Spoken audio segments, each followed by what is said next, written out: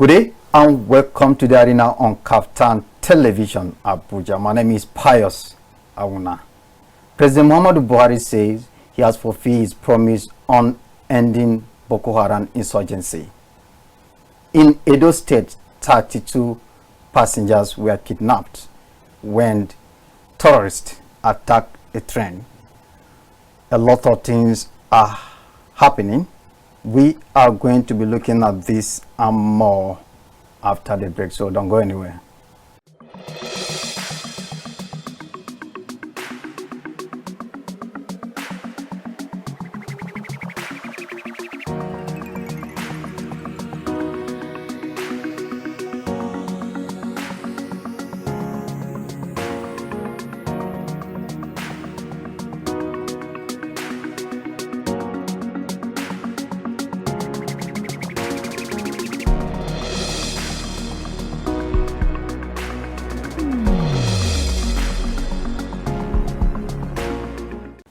Welcome back. This is the arena in case you are just joining us on KAFTAN Television, Abuja. I have analysts with me on the program, as usual. I'm talking of Felix Adetowubo, a political analyst, and Kingsley Osajie is a writer. Gentlemen, you are welcome on the arena. Thank you. Today on the program, we are going to be looking at insecurity and 2023 general elections. We are already in 2023, and we are going to have presidential and National Assembly elections in February 25th of the year. There's a governorship election, State House Assembly election across the country, March 11. There are other issues we are going to be looking at on the program too. Let's start with the recent comment made by President Muhammadu Buhari, where he said he has fulfilled his promise on ending Boko Haram insurgency. You remember in 2015, when President Buhari took over the government, in his inaugural speech, he promised to end Boko Haram insurgency. That was December of that very year. In fact, to be precise, yes, he gave December as a deadline. And I remember very well that he ordered the Chief of Army Staff at that time to relocate with his army to Maiduguri, which is Borno State capital, to make sure they wipe out Boko Haram insurgency. But after that, we have been having attacks, and even now Boko Haram is still operating. But the president came out to say he has fulfilled his campaign promise on ending Boko Haram insurgency. So I'm going to start with Kingsley. Kingsley, I believe you are aware of this statement and you follow up on this issue. Kingsley, Kingsley, we are meeting for the very first time in this year. Yes. Happy New Year. Same to you. Good to see you again on the arena. Thank so, you. Kingsley, what is your take on this issue of ending insurgency? Fulfilling the promise. Well, it's no longer a new thing that our leaders make promises and they don't fulfill it. Because even at now, Nigeria is not actually a safe country, because the high rate of insecurity is very, very high. So him saying that he has fulfilled ending Boko Haram, that's just a joke. It's for hypocrisy. Because I remember last week, one German minister came to Borno State, and while she was coming, she came with German armed forces. That's a humiliation to Nigeria, because normally Nigerian armed forces are supposed to guide her, but she came with German army officials. So that speaks volume that the level of insecurity in Nigeria is still high. The level of insecurity in Nigeria is still high, but the fact still remains that, well, I know the issue of insecurity essentially, even though Boko Haram may not be operating the way they were operating, but we still have other sets like banditry, even the herdsmen too. But Boko Haram, the president is very smart. He was specifically on the issue of ending Boko Haram insurgency. He didn't mention any other thing. He said Boko Haram insurgency. And then if you look at, before he came to power, you see at the point, many people were afraid of going to their places of worship. And then, so I believe that based on that, he has now that at least people can go and worship, he is now looking at it that, okay, I have fulfilled my promise. If you ask me, I think he hasn't even done enough. Yes. Because just saying Boko Haram, why not tackle all the categories of insecurity? Why focus on Boko Haram alone when we have other sects that are tarnishing the image and spoiling the peace of the country? So he hasn't done enough, honestly speaking. He hasn't done anything laudable to say that he has ended Boko Haram. No, he hasn't. Nigeria is still having a very, very high level of insecurity, truth be told.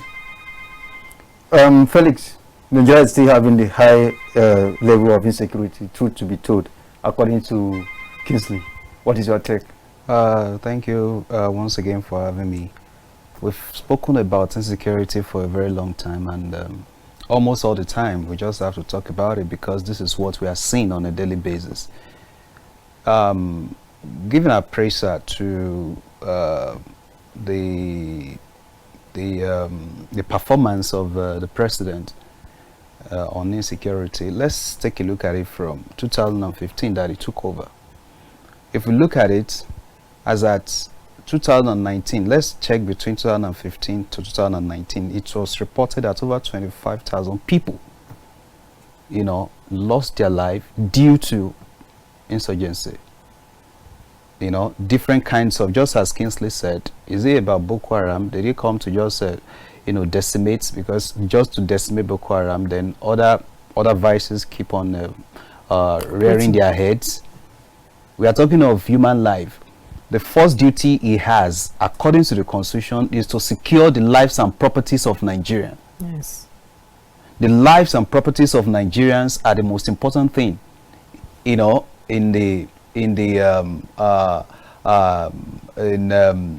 doings of the president. There is nothing more. The first is to do that. The second is to provide for how they will feed, and that is very important.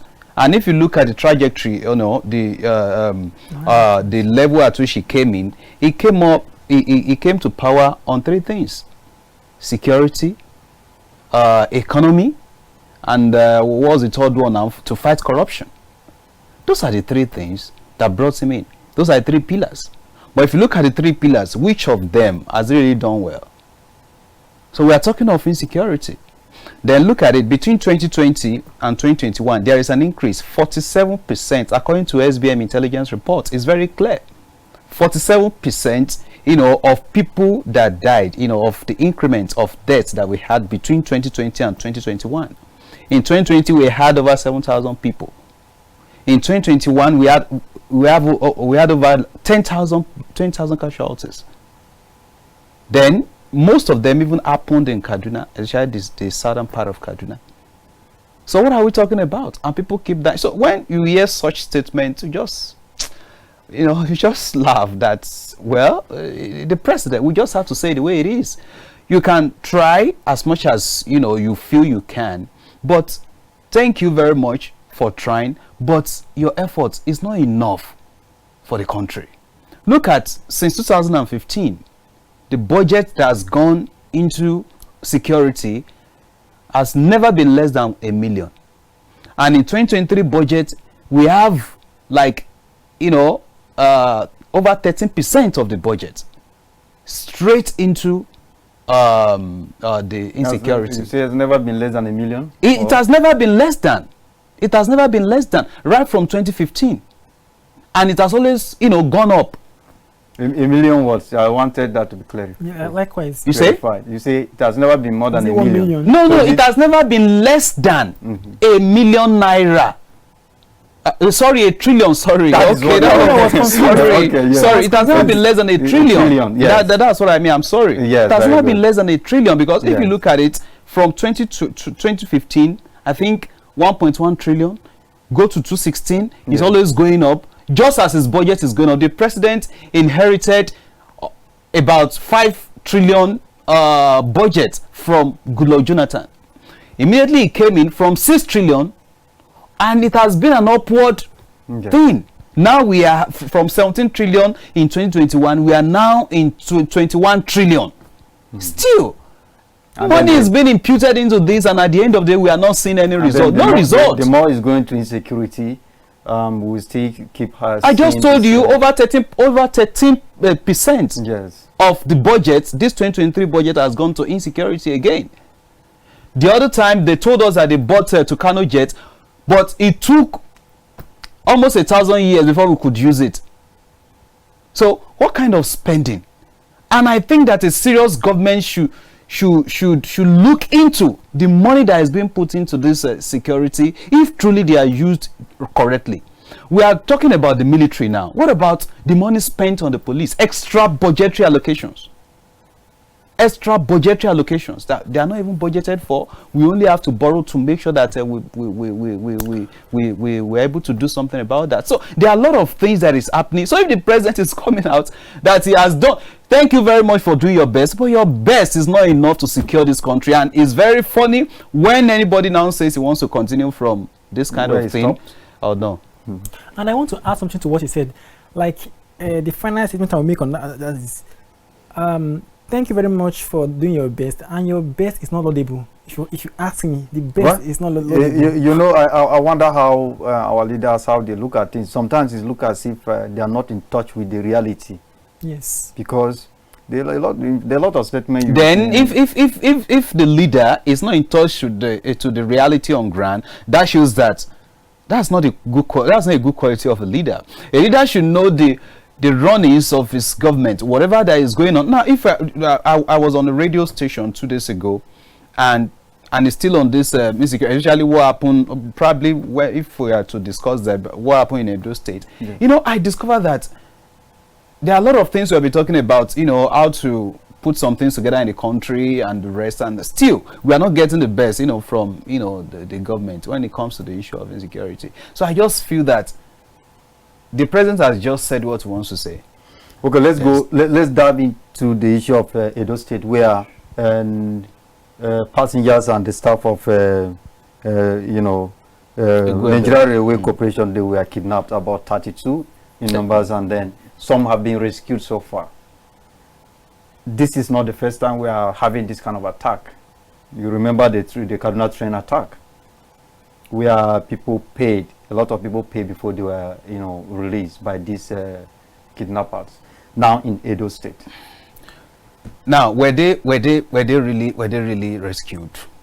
That's the question. When I heard that 6 people were rescued out of 31, then I asked myself, were they really released? Were they really rescued, or they were released? No, they were released. No, the report, police, that's what the police said. No problem about that. Yes. You understand? Yes. You know, they have a way of trying to quickly claim some things to themselves. No problem, but we thank God for the 6. Now, then, the question is this. That particular rail station is said to be isolated from the community where it's being built. And that talks about how we secure our, you know, our properties, our national properties, how we secure them, number one. Then secondly, what happened now shows that even less than a year, in March last year, the one that happened along Kaduna, that Kaduna train, we've not learned any lesson in almost a year. And it's a shame. We've not learned any lesson. Nothing tangible has been done. Because I don't expect that we are going to be having any train attack anymore, with all the noise made at that time, especially from the Minister of Transportation and some other government officials who came out and said, yes, we've done this, and more money were pumped into it. They said now they will be fixing cameras to do this, to do that, and many things, you know, being said. At the end of the day, look at what we saw. Now, another question is this: how many of those people who have been terrorizing us have been charged and have been jailed? You see, to me, the way at which the government is handling the matter of insecurity in this country, it's like you are just pampering these people. Yes. Because when something happens and we are not really seeing anything to really show to anyone that has that tendency again to carry such nefarious acts, nothing is done to those that did it before, you should expect more people to come. Of course, let me come in here. Honestly, it's very disturbing. We have been speaking about insecurity on this program, and when you listen to other and you watch other media houses, you see they are doing the same thing. Because it seems to be the most disturbing issue among other issues that we have. Of course, this issue of people commit and they don't get punished, I think it's what is encouraging others to do same. That should be number one, as if Mr. A has committed, ensured he is arrested and punished. But apart from that, what should really be the way out? I've been following discussions on the issue of insecurity, and many people are saying the creation of state police can really help to, solve this issue. Of course. Before I want us to dig into that, Kingsley, what is your take on the issue of train attack in Edo, where 32 passengers and the staff of Nigeria Railway Corporation were kidnapped? Then, according to the report, some have been rescued. This is not the first time we are having this kind of an attack. The Kaduna Abuja train attack, and then now Edo. And if something is not done now, maybe we'll see have another one. We are not planning, praying for anything like that. But you saw what just happened a few months ago in last year, and then we are now having another one in Edo. What is your take? Well, it's as simple as that. It all still boils down to the loose security system we have, because even some time ago in Kuje prison, there was a release of criminals too, and they went scot-free.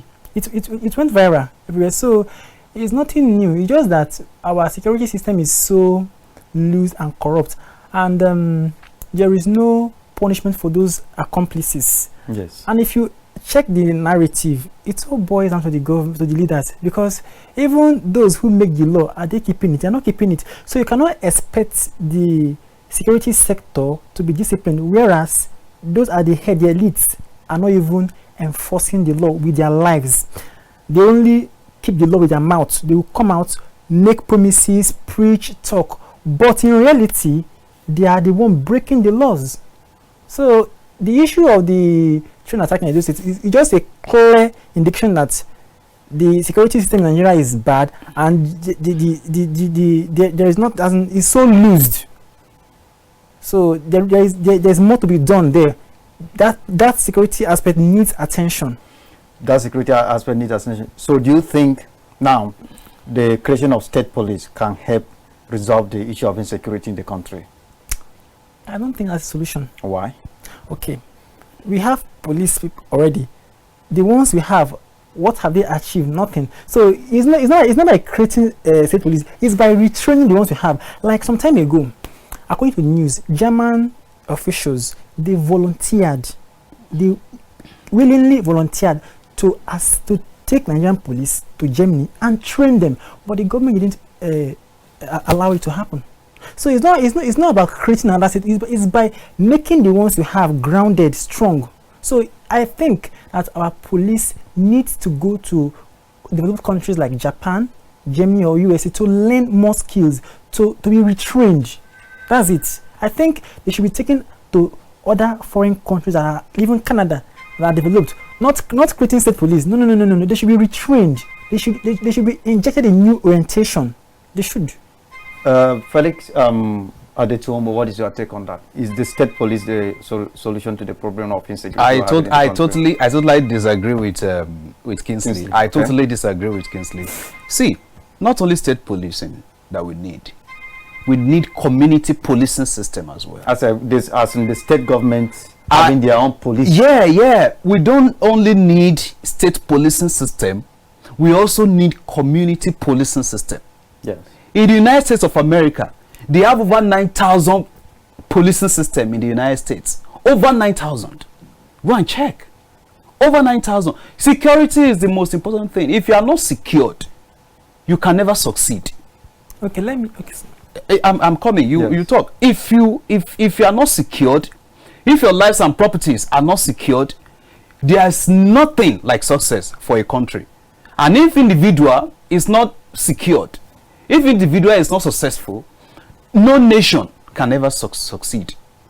Now, we talk of this train attack that happened. They said some people were released or rescued, whatever. Do you know that it was the vigilantes in that place that were quickly brought in by the police to help out?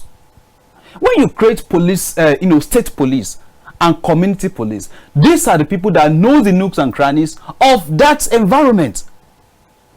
How many police do we have in Nigeria? Go to their website. It's only 370,000 police that we have in Nigeria. How many people do we have? Over 200 million. Over 200 million people. Most of these police, this few number of policemen that we have, they also use them to secure the big men. So how many are remaining for the common man in society? We don't have enough police. We don't have enough soldiers. Our soldiers are not up to 300,000. Our police not up to 400,000. How would they be enough to secure you and I? And again, we also need to think about another thing, because, you know, if we refuse to act as quickly as possible, this thing is already drowning us, and we are going to be drowned the more if we are not careful. Now it has moved gradually from the north now, right? It has entered into the north central. We know what's going on in Nasarawa State, in Zamfara. We know already. Now it has gone to the southwest. We still remember what happened at Owo. And we know what's going on along Lagos-Ibadan Expressway. I pass through this place almost all the time. I know what's going on there. Now look at what was happening in Edo State. Do you know that in Edo State, that very day, 3 things happened. That very day. The issue of train attack, a former lawmaker was kidnapped, a judge was kidnapped. Yes. That very day. So the question is, are these people now straight into Edo State now? And if we refuse to act as quickly as possible, do you know that the what's it called now? The security outfits in the southwest, the Amotekun, do you know the work they've been doing since they've been inaugurated? They've supported the police in a very serious manner. So we need to take this thing as quickly as possible. The police is in the federal level, you know, is in what's it called, the exclusive legislative list. And security does not need to only belong to the federal. In the US, state has power, you know, to secure, to protect itself. They are not totally under the federal government. So if you are talking of federalism, then let's practice federalism. We are copying the Americans, but we are not doing our own kind of federalism like the Americans. We have our own version of federalism. It's like now we have our own version of federalism that is not even working for us. Yes. So we now need to bring police out of the exclusive legislative list and bring it to the concurrent. Let the governors, the state, have the power to secure their society. Because I can tell you for free, every governors you see, they have no power to secure. Well, but yes, they have no power, because even the commissioner of police that they have, don't take instructions. They don't take instruction. They take instruction from the IG, not from the governor. I must say, the issues you raise are very important. States having their own security to enable them. It's the most important thing, and community policing. But this issue, particularly that we are facing in Nigeria, did you think is because of we don't have enough police that we are facing this insecurity here and there, or is because of the let's say the army, the police, and other security government agencies that we have in place? There's a kind of interference into what they do, that they don't allow them to operate freely. The kind of corruption, as we have mentioned, or any other thing. Is it not because of, or is it because of the issue of we don't have enough security officers, or is it because the corruption in the system is what is making us face what we are facing? Now let me, I don't know whether you understand that. I get you. Let me come in this way. Do you know that the army is not supposed to be doing the job we have forced them to be doing now? Their job, their primary duty, is to protect us from external aggression. But now they are now doing the work of the police. You see them, mounting roadblocks. Is that the duty of the army? Why did you think that the government had to bring in army? Because we don't have enough police.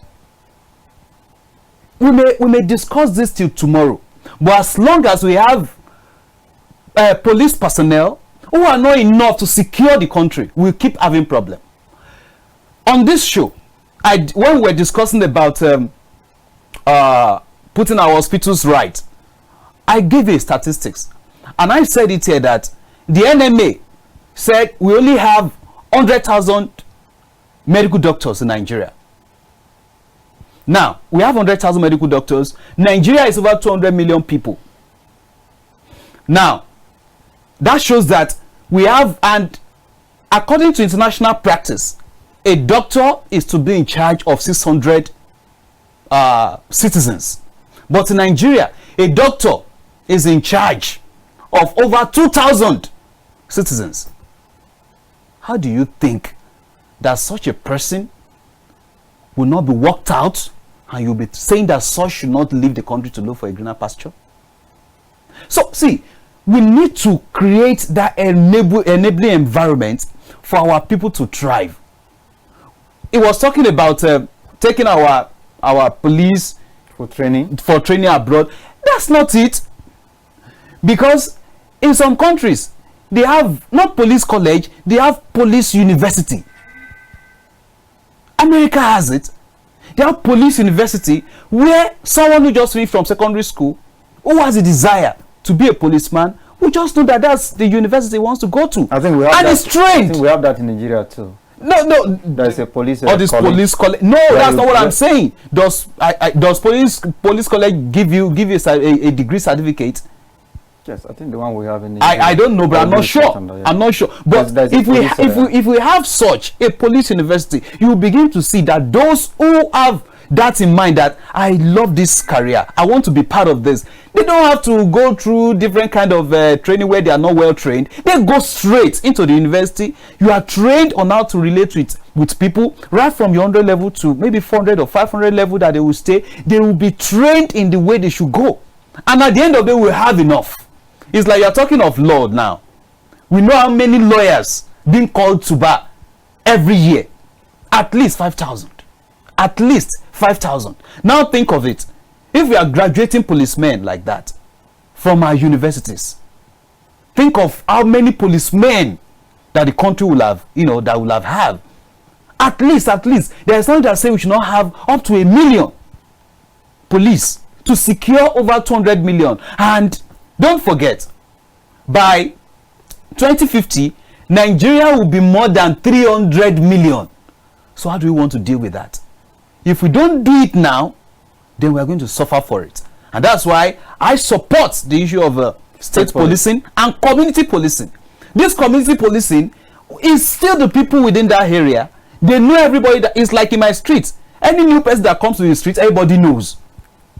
So if you are strange in the street, the policing system in that area will know that, no, this guy is new. We need to find out who this person is. Are you getting it? So we can't just take that away. It's very, very important. If truly we need progress, and if truly we want to handle this issue of insecurity, this thing has escalated. It has escalated. It has escalated. And those that are involved in this, imagine it has become a very big business. That the one that happened Abuja to Kaduna, 100 million per head. What kind of a thing is that?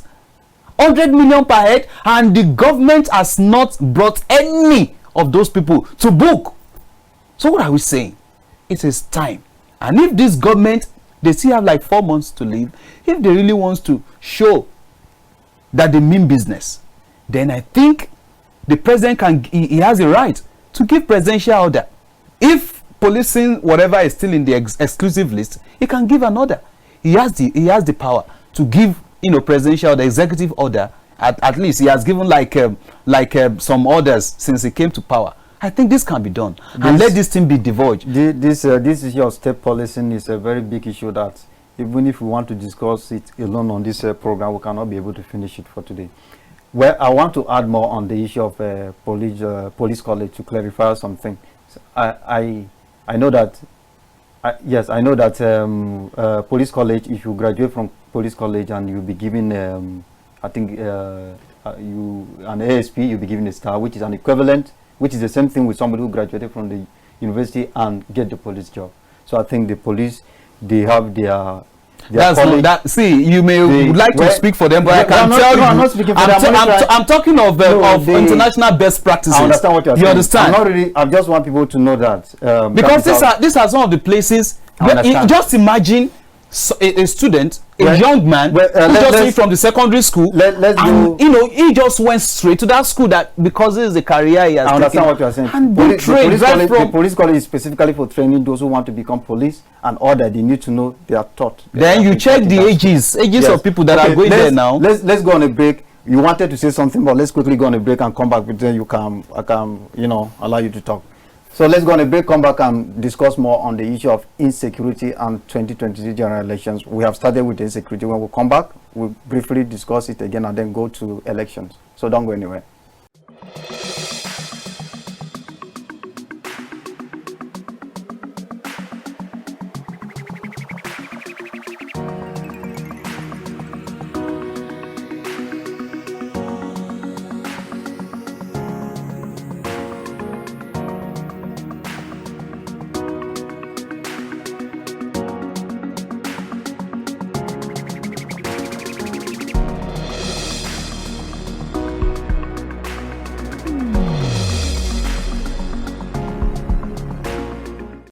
Welcome back. We are still looking at insecurity and 2023 general elections. It's very unfortunate that the issue of insecurity is everywhere in the country. If it is not mandatory, now it has graduated from other aspects of insecurity that we know, and other areas that used to be the targeted areas for the terrorists. Now the trend is where these people are facing. They attack trend, kidnap people, and ask for ransom. And the victims, their people are paying millions to ensure their release. This is very, very unfortunate. We still look brief into the issue of insecurity, then move to the elections we are about to face very soon to elect the president, state house assembly members, National Assembly members, and so on. Kingsley, you wanted to say something in respect to the issue of insecurity, especially as concerned the state police. Yes. Are you still saying the state police will not be the solution to the problem, and why? What I was actually trying to insinuate, I'm not totally saying, like he said, that they should establish a police university in Nigeria. Yes. I'm not totally against that. What I was trying to portray is that first, they need to go for them and see for themselves in other countries that are having good security system, learn from them, bring, if possible, bring some of the officials here. Then when you are establishing university, you will start operating from international standard. Because if you just establish a university, you are still operating from a Nigerian standard, which is not which is not going in a good direction. So by the time they go on training to other countries like US or Germany, they learn from there. They can come back with some of them. As they're establishing university, they follow up the operational system that's going on there. So from that way, they can lay a good foundation for the police system in Nigeria. That's what I was trying to portray. Well, from what I've seen, you are all saying the same thing and the right thing. We have what is called training and retraining. Yes. Sometimes the time you were trained for a particular thing, because of a lot of changes have come, and then you will need to go for a retraining in order to meet up with the growth or the change and all that. But in our own case in Nigeria, if you have been following the issue of insecurity, yes, it is true that we don't have enough police. We are over 200 million people. We don't have enough police. We don't even have enough army officers. We don't even have enough civil defense officers and so on. But if at all we are not corrupt, if at all the system is not corrupt, I don't think we will be facing what we are facing now. You remember the issue of Dasoki? How many billions we are budgeted to buy arms? And as we talk about the issue of budgeting, not less than $1 trillion into security every year, and look at where we are. People have taken this to be business they are making from it. So how can you explain? You remember the former head of state, the late Sani Abacha, said if insurgency that lasts for more than 24 hours, those in authority, their hands are there. He said this long ago. We didn't know that one day we are going to be facing Boko Haram, banditry, and so on. He said this long ago. Look at what we are facing now.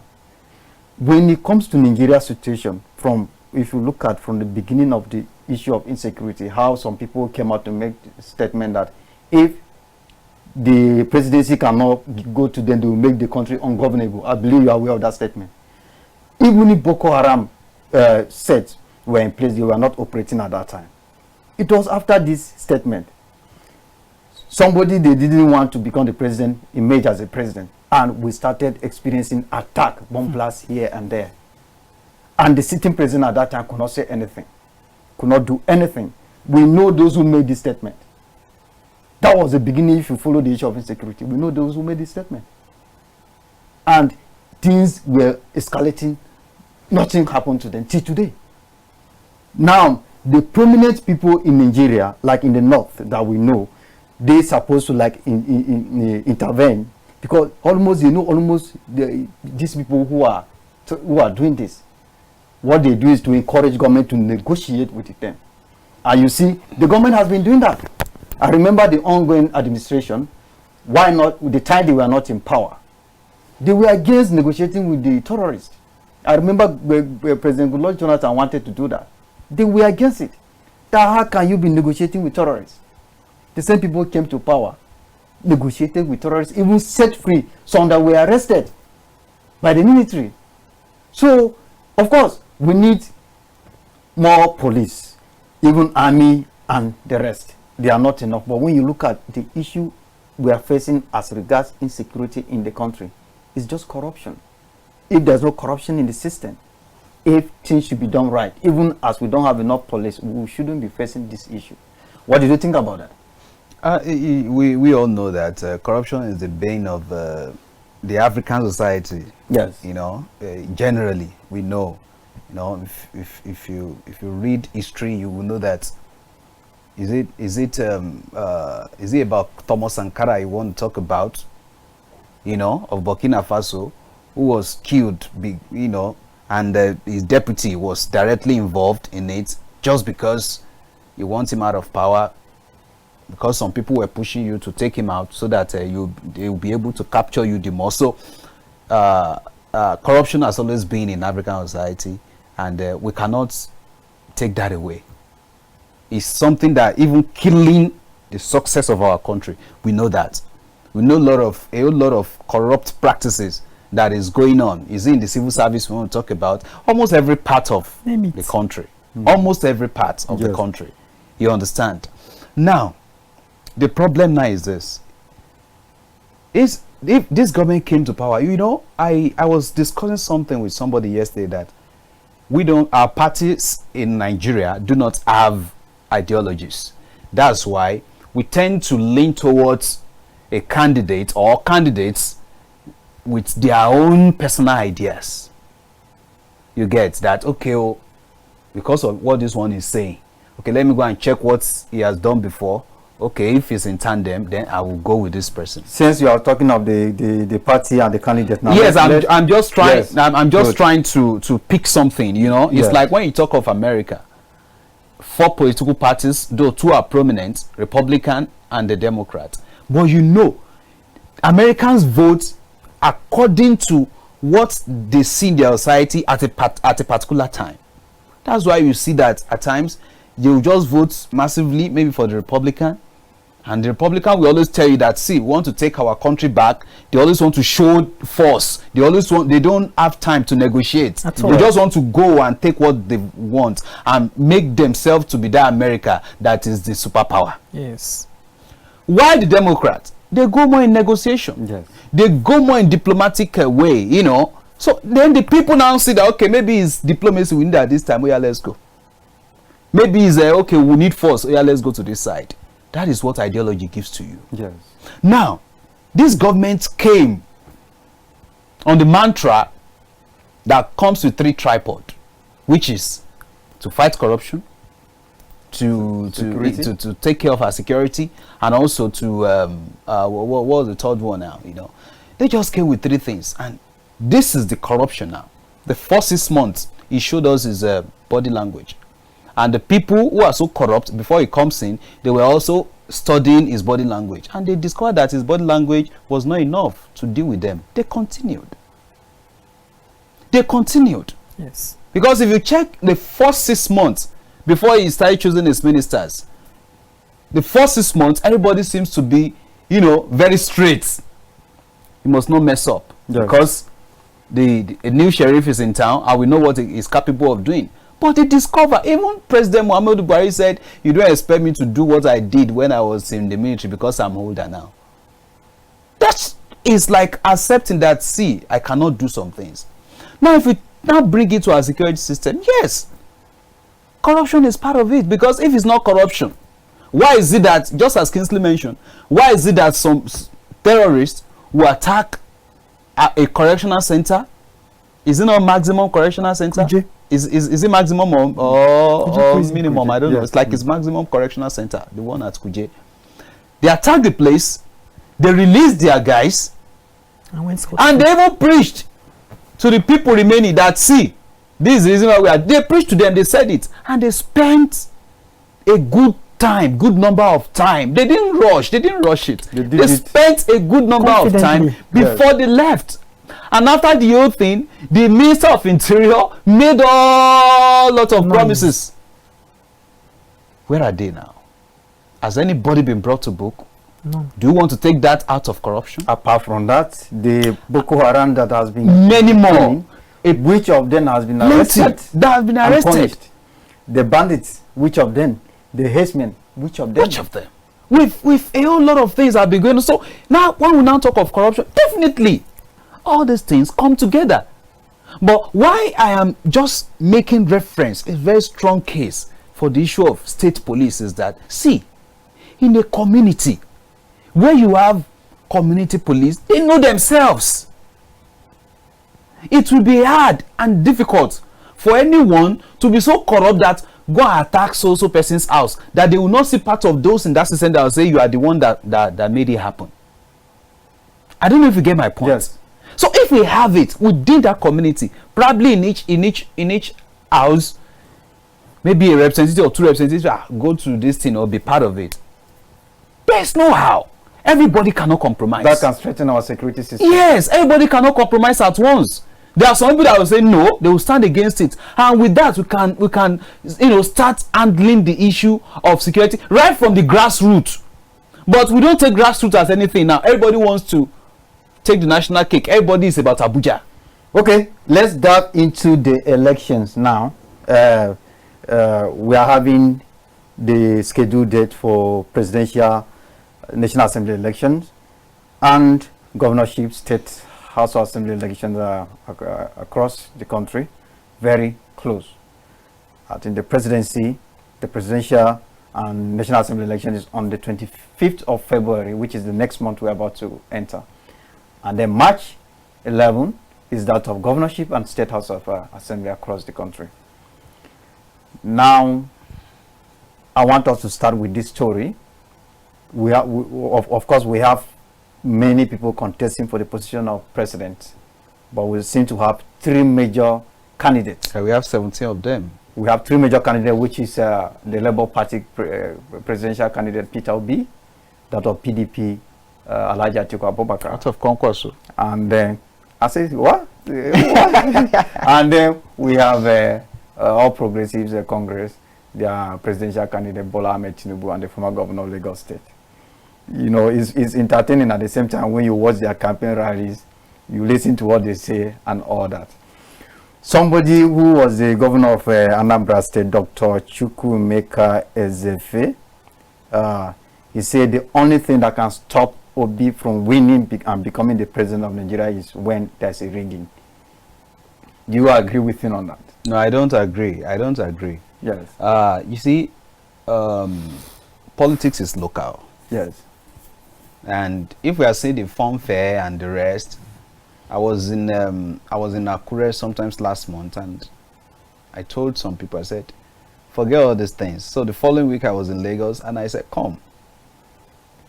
Don't think because you're having fanfare here and you start feeling that a particular candidate is in fact is like 99% into the Asoville. I said, be careful. It's local. So every candidate must make sure that beyond what we see on television, a serious work is going on in the grassroots, Yes. you know, with the grassroots people. So it's just local. So for him to have said, I don't believe, I don't agree. I don't just agree because I feel that, you know, it's good to speak for whoever you feel that you are supporting. Yes. But on a good note, I still believe that the coming election with the effort. In fact, I need to commend President Muhammadu Buhari. I've said it on different platforms. I do commend him for the 2022 Electoral Act that was enacted into law. That Electoral Act really came to solve most of the problems we have been facing, you know, during our elections, and I give that to him, even though it's like he was forced to do it, but he did it at the end of the day. So I really appreciate him for that. And secondly, we cannot put away the what beavers, the bimodal voting system, has come to also do in our electoral system. So we need to look at all these things and also give kudos to INEC for what they've done. Look at what happened in Osun. I was in my room and I was following everything happening. Because as you vote, you get your stuff straight at the central server. Everybody sees what's going on. Even if there will be any compromise, even if there will be, which personally I don't want to believe. I don't want to believe, because I can't sit down here and put down the effort of INEC. Yes. They've really tried. The INEC chairman, we can see how some people even try to remove him from office just few days to the election. I think it's like 44 days or 43 days now to election. Some still try to go to court and said he should step down because he did not declare his assets. You know, try to come up with something to remove him. And that man has really tried, you know, in a very good way to see that our electoral system, at least, we cannot get a perfect election. Even in the US, they still talk about rigging in the US. As big as US is, as sophisticated as US is, they still talk about rigging. We also what happened when Trump came in. That's up and down. The Democrats were saying honestly, that the election was compromised. Yes, I think or whatever. majority of Nigerians, Americans, and even the world, they didn't believe Trump would win the election. Even this last one, they didn't believe. Even the one that Biden won, some still said the election was rigged. So no perfect election anywhere. Yes. But I can tell you that the introduction of beavers, then with the Electoral Act at the same time, they've really come to make sure that at least there is stability. I'm not saying we are getting 90%. I'm not saying we are getting 99%. But at least we have stability to compare to what we've been having before. And all we can do now is to just build on the success that we see on ground already. You understand? So for him to have said that although he's not saying that outrightly that it will be rigged, he's only trying to be sure 100% that Peter Obi will be the next president. But I'm saying it that nobody should delude himself because of what you are seeing on radio and TV, or what you hear on radio, or because of maybe polls going on everywhere. You now feel, oh yes, we are there. You must do your work, because if you don't do it, you don't know what others are doing, you know, underground. Yes, you know, in Nigeria election, from what we are seeing, I think anything can happen. You remember they just concluded World Cup, where Morocco was just you know, exceptional, kicking out the big name, and they would have even done it in the semi-final. Nobody has ever predicted that, like Spain, Morocco is going to beat Spain, or the Belgium and the rest. But look at what happened. So it's about hard work. Yes, you must put everything. So don't think deluded. The person that you think is more popular is going to win. You need to work hard, and if you really want your candidate to win, as we in the media we are always saying, please, you have to go out there, get your PVC, and make sure you vote. It's not by just sitting down and talking and saying good things about your candidate. And sorry, at the end of the day, you cannot vote. So what is it? Yes, they must work hard, not in buying the people with money, sharing one sachet of salt, one mudu of gari. Yes. And they think that that's hard work. Of course, I watched a video. I was very impressed. I love it. A senatorial candidate in Benue State, I think Comrade Martin Yosambi for Benue the Benue North, I think Benue Northeast senatorial zone, you see him visiting village as in homes from selling his one house to another. Manifesto. He moves from one house to another to tell people, this is me. And when they get to a particular, people will be like, so this is you. We have been hearing about you. We don't know that you are the one. He's taking his time. That's what he's doing. You cannot see him at the state capital or anywhere. The grassroots. He's going there, one after the other. He will leave this house, go to this house, talk to them. He's trying to tell them that, look, this is what I will do for you, and doing everything possible to convince them.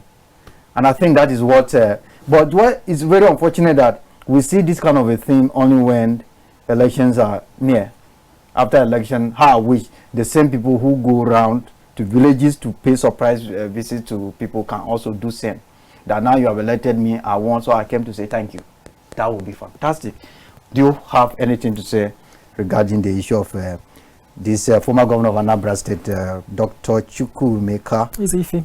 Yes, who say that the only thing that can stop Peter Obi from winning is when the election is rigged. That's true. I agree with him. I do. Why do you say so? Okay, because previously we have always seen, heard, and known election in Nigeria to be rigged. So it's not going to be a new thing if it happens again. So he made that statement out of prior experiences. He didn't just wake up and drop that statement. He made it out of prior things that happened. So I agree with his statement. I do. I agree with him, of course. And then do you see the possibility of Peter Obi being the person that will win in the next presidential election? In fact, when I'm watching the campaign rallies of these political parties, at a point I get confused. You watch what happened in Kano State when the APC presidential candidate visited the Kano State. You watch the crowd, and of course Obi has crowd too everywhere it goes. But the way we see Obi, when you see how other people come out in mass to support a particular candidate or to go to where they say a particular candidate is coming, then you'll be like, wow. So how sure are you that, because you have taken side with Chukwuemeka, how sure are you that definitely Obi will be the next president of Nigeria after the presidential elections? Okay, first of all, I will clarify that I don't own a crystal ball, so I can't know what will happen in the future, right? So like he said, the person that have the massive followership and all of that may not be the person that will enter the throne. So for now, I don't know. I'm only telling you that the statement that former governor made was born out of prior experiences. Of course, but for him to say the only thing that can stop Obi, he has concluded that Obi is the one that won, even when the election is not conducted. So that's where so it's not just saying it. I want you to understand. Of course, we witness my practices in previous election and all that. Yeah. But for him to say the only thing that can stop Obi, now what I want to add is that when the election is rigged, and he has concluded that Obi is the one that won the election, even when it's not. So that shows that with that statement, maybe if should we now, some people can also counter him by saying that, so is it that he wants to do everything either legal or not legal? Are you INEC to declare? What I want to say is that regarding his assurance of having the faith that Obi has every possibility to be the president, is that if you notice the contestant, you see that actually Obi is astounding among all of them, because his vision and mission are really, really born out of a noble intention. So anybody who is saying that with the mindset that there is a high possibility of him winning is not wrong, kind of, because I was watching him talking on Bracket Family a few days ago. He was saying it that what the problem we have in Nigeria among our leaders is that there is no compassion. We lack compassion, because you see people enter the position like we were saying now, they can't come back to give out to the people, but it's only when they want to contest election you see them doing all manner of so-called humanitarian activities. But once they get the power, you can't even see them again. Wow. Well, I think that is your opinion. Yes. Let's look at this. Atiku Okowa Presidential Campaign Organization has mocked the presidential candidate of the All Progressive Congress, which is Bola Ahmed Tinubu, of dragging President Buhari into his campaign. When immediately after reading that, the first thing that comes to mind is one video I watched of APC presidential campaign rallies where the candidate was busy calling Buhari repeatedly, and it became boring. Of course, that is how I look at it. And I believe it should be as a result of that video and other things. When you go to the north, is shouting Buhari, and these people are saying that don't drag Buhari, don't drag Buhari into your campaign. By all that, well, it will not help you. How would you react to this? Well, usually when some of these political parties come up with all these statements, I don't really like to listen to them, because I feel this is the time for you to sell your candidate, sell your party manifesto. Let's convince us, tell us how you want to go about all these things. But I discovered that most of the spokespersons of this presidential campaign council, it's like they are hired to just come and abuse and give Nigerians what to talk about every week. Unfortunately, we don't have enough time. It's like they are hired to come and abuse and give Nigerians what to talk every week. Brief, what do you have to say about that? I was watching brief, we don't have more time. I was watching Ahmed Tinubu on Instagram. He went to Edo State, and my goodness, the campaign was something ridiculous. In fact, I was like, I was ashamed, so I don't think he's supposed to be doing all of that. He's supposed to come out and sell himself clearly than making all of those noise and all. And no, but the PDP now is the one we are talking about here. PDP are very wrong to me. The PDP, they are very wrong to have even come out with this. No, well, are they still scared of Buhari? I'm talking on based on what I watched. No. We have to talk to this matter. Because, we have to talk to this matter in question. Is it that the PDP are still scared of Buhari that they don't like? I don't understand. So these statements don't really make sense. Yes. For me, it doesn't make any sense. The fact still remains either Tinubu is doing well or not is of no. Of course, just as you say, the political parties, their spokesperson, they are after just attacking the other. Sell your candidate. Tell us what you want to do, and let's move on. Convince us that their candidate is good. But they come up with rubbish. What's their business with Buhari attending? They have their own PCC, and just as they have. And of course, I think every sitting president always campaigns for a candidate of his party. And they may decide that this is the way they want to go. It depends on them. Isn't it? So if that's how they want to do their own, then leave them. After all, everybody is doing his own to get to the seat. Okay. After all, everybody is doing his own to get to the seat. This is where we're going to call it a day on the arena today. Don't forget my analyst, Felix Adetowubo, political analyst, and Kingsley Osajie is a writer.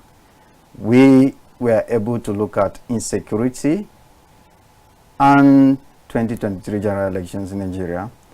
Please go out there, make sure you get your PVC so that you can vote. It's not by just talking about your candidate and telling people how good your candidate is. It's about you getting the PVC so that you can participate in the election you vote. And encourage others too, who are yet to get their PVC, to go out there and get their PVC so that they can, if you can be able to convince them to vote your candidate, you will do so.